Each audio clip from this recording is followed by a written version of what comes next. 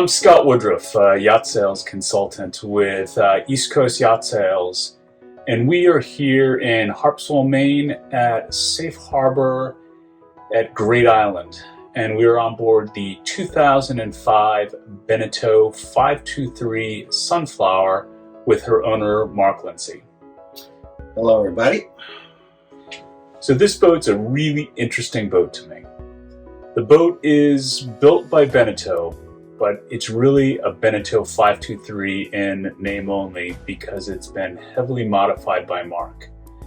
In talking with Mark, I'm absolutely amazed at the background that he brought and the thought that went into this project. And that's why we're here today, is to talk to Mark and get a little bit of background on Mark and the work that's been done on this boat. So Mark, why don't you tell me a little bit about your history in composites?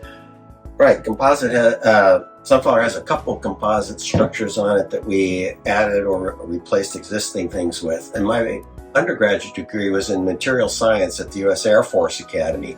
I was doing that at a time when composite materials were just coming into production use, and my specific work was on carbon composite jet engine turbine blades for fighter jet aircraft engines.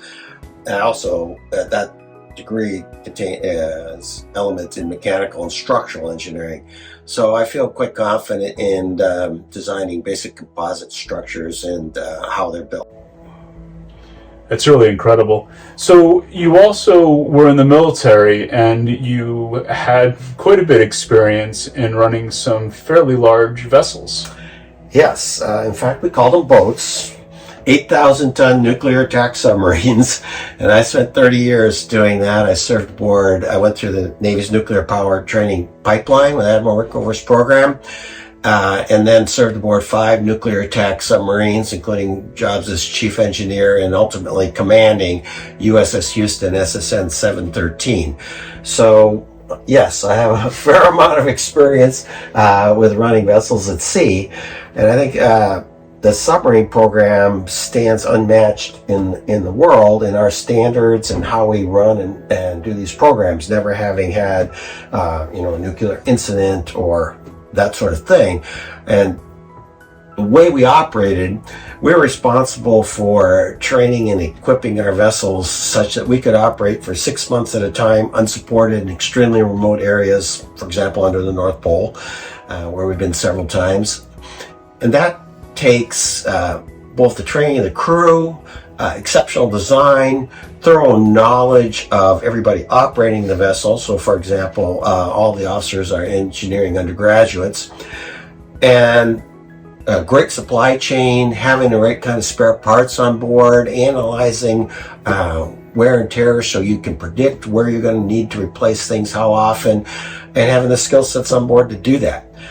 So I've taken those principles and brought them to Sunflower, because our vision with Sunflower, why we initially got her, was for long range extended family cruising. And by extended, we lived aboard every summer for about 15 years until our children graduated from high school. And long range is we would leave. We didn't have a dock or mooring in our marina in the summer, because we would leave right after we were commissioned and come back in the fall and haul her out. So we had to be able to operate the boat and maintain it and have it super reliable with a family and guests on board in remote areas like Newfoundland and Nova Scotia. Although they speak English, sort of, it's still remote. Nice. So you've carried this over, and what's interesting to me is that when we first met, you were getting ready to race in the Bermuda race, and now you've taken a much larger role in the Newport to Bermuda race. How did you go from being a cruiser into having a race boat? Well, you get to know people when you're sailing and cruising, and eventually one of my friends convinced them to crew on his boat in the 2016 Newport Bermuda race. And I just got totally hooked in offshore racing.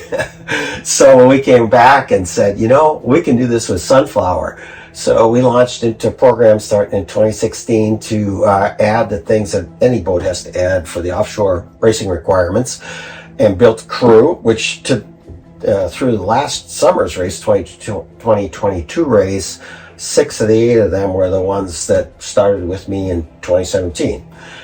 We did Marion Bermuda races and Newport Bermuda races, except when COVID shut us down. And in that process, that was the last sort of wave of Sunflower upgrades to add the things that you need to add to a cruising boat to have a good competitive racing boat. Nice. In the cruising class, I mean, let's be clear. Okay. And you've moved on, as far as the boat. This boat is very, very unique and everything. And, walking around the deck, this feels more like a Hylas or more like a blue water cruising boat than a Beneteau or the Beneteaus that I'm used to. So the modifications that you made to the deck, can you highlight on some of the changes that you made? Yes, you can basically think of Sunflower if you took everything off the deck. Mast, rigging, stanchions, bimini, all the metal. From there on up, that's all new and where we went to. Although the Beneteau was initially equipped and rated for offshore sailing, what we learned on these extended types of cruises, you're going to get caught out in the blow. If you're going to be offshore, you're going to get in the blow, and you really need top end stuff. So it's a custom force bar mast with a roller furling boom. The roller furling allows us to have a mainsail with full length battens. So she sails before the Beneteau rig had a mast furling. So you got much better sail shape, much better performance both for cruising and that, along with changing the sails over to modern cruising composites that really hold their shape and are industrial strength for cruising. The stanchions, the original Beneteau stanchions have all been replaced with ones that are mounted with 4 bolts through what we can use them for better anchoring. The tow rail, there's chafe guards have been added, standstill chafe guards.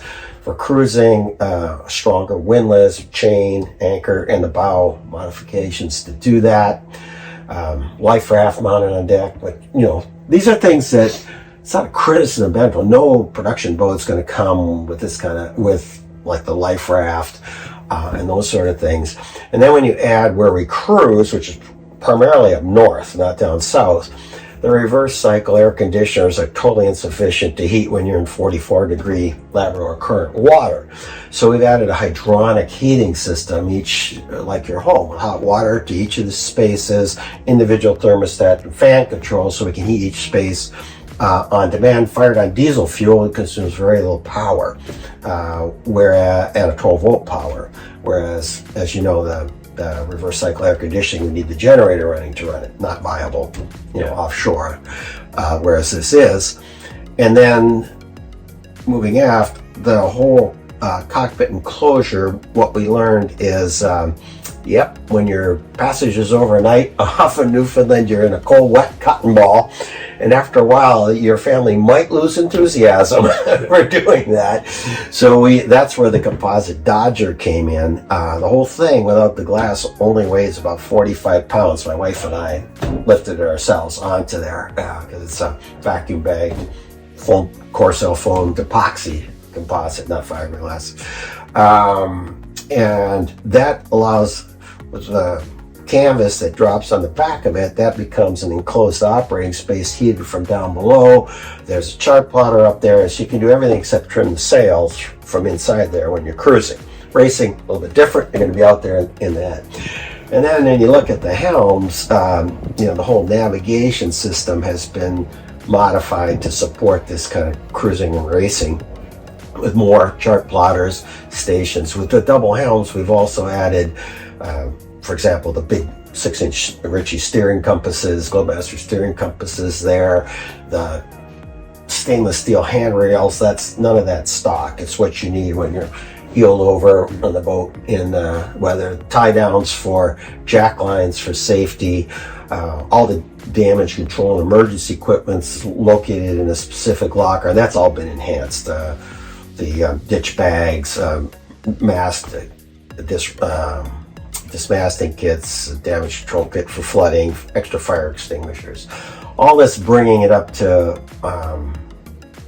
the standards you need for the real offshore extended cruising in any kind of blow. And then the sail suite, besides changing over to the cruising composites for the set of 3 major cruising sails, the asymmetrical spinnaker. There's a cruising one, and there's a lighter weight, and the cruising one being hardier and a little bit more for downwind, whereas the racing one's for a little bit more reaching and a lighter weight.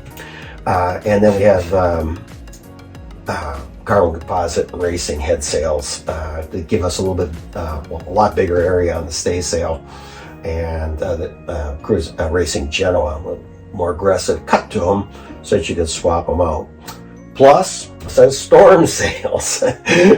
All this, this is when if you've not really had a boat offshore a lot, you don't realize all the things that you got to go in there. And then if you move down to below, because we've been talking so far really about what's up, I guess I should mention the arch. The arch was one of the first things we put on, because we quickly learned that a roll-up dinghy, when you're cruising, anchoring every day and using your dinghy, and you have to unroll it, roll it on, rig it off the bow, and it's interfering with sails, wasn't a good idea for people doing this on a regular basis.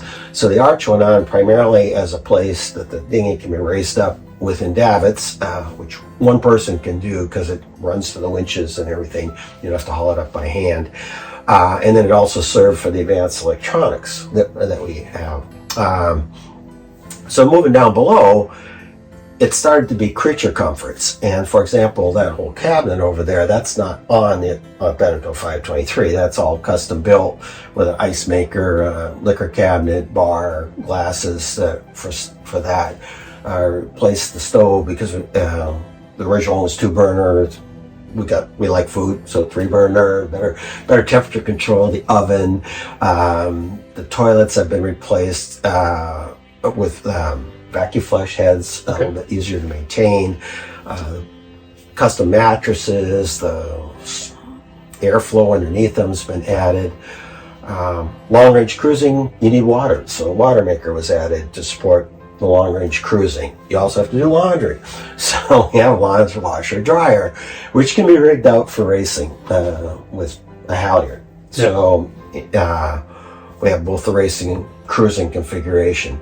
Extra cabinets were added in the owner's stateroom to take advantage of space that wasn't used in the in the original Beneteau design. The satellite TV, things like that. Nice. So I guess the big question is... The one thing I forgot to mention is all this, probably the listeners saying, wow, how they power all this. That was exactly what we learned, is the Beneteau had a great initial system for what the components they would normally put on it. Well, we've added so much more, higher electrical demand. So we were one of the leaders in converting to lithium house battery bank, which we did in 2012. And that is, I just cannot say enough. The boat we're replacing Sunflower with is a lithium boat also. I would go no other way now. This boat is actually written up in Professional Boat Builder with an article about a year after we had done the conversion and done a year of cruising. Professional Boat Builder looked at all that was involved and what our experience was, and you can read all about it in Professional Boat Builder. But it reduced, the big thing for us was it reduced the amount of time we run the generator 75%. Wow. Right. Because a lithium battery will take all the charging that you can generate right up until it's 100% full. It doesn't taper, charge doesn't taper off like an AGM or lead acid battery. So you can rapidly recharge, and the batteries, you can use 80% of the battery. The 20% is always a safety reserve that you can tap if you need it. Whereas in the very best AGM batteries, you can go 50% before. So you get a lot more capacity. We estimate Mastervolt designed the system. So when you say, we did these modifications, it's a bit of a misnomer. We did the things that maybe with the exception of the composites, are within the capabilities of an owner. So we would run the wiring, mount components, but the design was done by Mastervolt for this. The switchboards were all done by a professional and all that, which you can see when you look at them. But the operations have been just super rewarding. And Mastervolt can actually reach in when you're at your marina on Wi-Fi, and their techs can see right down to the firmware and every single component that's in it. It's all connected in a network that can be monitored. So the manufacturer can actually groom the settings and tell you that everything's performing. And they estimate there's another 20 at the rate we're using it, which is pretty heavy in the summer, right? We're using this boat 3.5 months continuously all summer long. There's still 20 years left on these batteries. It's just great value. It's just an amazing system. And it's almost hands off, other than you need to charge when it needs to charge it. Yeah. You know, it's everything's interconnected on a network and runs with safety alarms and trips and all this stuff. All you gotta do is keep charged. You know. Nice. Why the Beneteau 523 or Beneteau as a whole? Well, we looked across the whole market, as you can imagine, and we did have this vision of family extended long-range cruising, and that typical submariner that from the mission we derived the requirements. So we needed to be able to berth at least two staterooms and 2 heads. And we quickly figured that in our cruising we would really need 3 staterooms. So number one, that drove the size. So then you start looking around and say, okay, boats this size, what ones would have all the things necessary to support this long-range cruising? And we realized it would be a real fluke to actually find even higher-end semi-custom boats that actually had washer, dryer, water maker, hydronic heater, safety equipment. Really, really hard to find something like that. So we realized we were going to have to slowly, as our experience developed and we were able to cruise farther, build a platform. And that's what the Beneteau looked really good for. This model had just been introduced just as we were starting to look for it. We're the original owners of this boat. And it had a lot of, to a submariner, there's tons of space down here. You can do all kinds, 40 people down here. But there was a lot of space to put equipment. So there was space for the water maker, space for the electronics, all the extra electrical things that went with the lithium battery upgrade, washer, dryer in the large forward compartment. So it gave us a great platform. And we realized going into it that we were going to put a lot of effort and time into it. But in the end, we were going to get a boat that was going to do what we wanted to do. And we're also really happy with the hull. This is a hand-laid up heavy fiberglass hull. So we were in France, brought to the US. Beneteau makes everything over 50 feet in France. And so we looked around and what was available at that time, used versus new. This boat we kept coming back to this boat until we finally said, yep, this is the one. And Nice. We got it. Someone coming from composite, that's a pretty nice statement for Beneteau. Yes, I was really happy with the grid structure down below, heavy-duty bulkheads, so that we're really happy with the hull as a platform to build on. Nice. So one of the questions that we get asked all the time, and I'm not sure where it comes from, but everybody always wants to know what's the seller going to do next. So what is the next project that you're onto? In my life, voting wise, other than running the 2024 Newport Bermuda race and teaching safety at sea all across the U.S., what we've done is our children left. We have a very, very, unbelievably close group of 4 friends, and we've purchased a powerboat, which we named Friendship 4 after the 4 of us, and the 4 of us cruises. So between the 4 of us, my wife and I own Sunflower, and each of our other 2 crew members have 50 or 52 foot sailboats, and we have the powerboat. And the powerboat we got because as the 4 of us discussed things we wanted to do, we wanted to go where a powerboat can go and sailboats can't. Erie Canal, Trent Severn waterways, some shallow waters. And as we researched that requirement, we found a brand new requirement, which was my wife totally loved the idea of standing watch in her bedroom slippers with coffee instead of in a harness, fall weather gear in the rain on deck. So we said, 3 sailboats is one too many in the 4 of us because we always sail together. We're only using one of the 4 at any given time. So that's why we're selling Sunflower, and we're moving to this group where between the 4 of us, we have 2 sailboats and a big 53-foot powerboat now to do these longer range. Again, same thing. It's outfitted with the lithium batteries, water maker, washer. Everything that we learned on Sunflower is on Friendship 4, only on the scale of a big powerboat. Nice.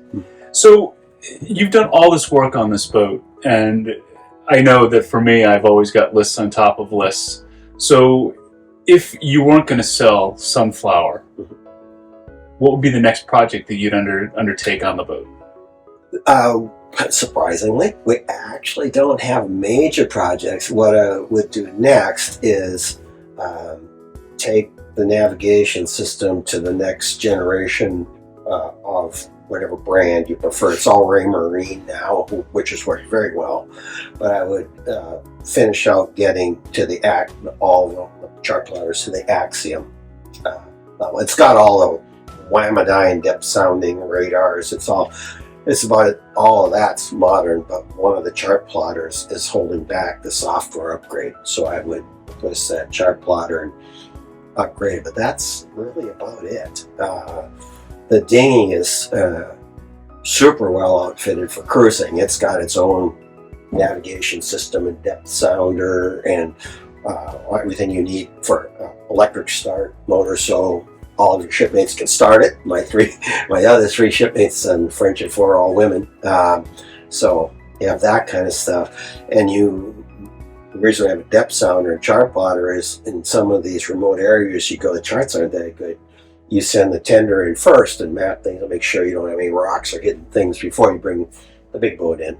Yeah. So there's really not much that right now in my imagination that I would do other than keeping up with, electronics, you're going to need to keep up. Yeah. So it's 19 years after you bought the boat. Looking back, would you do it all again? Absolutely, because we did what we set out to do. It was a core for our family.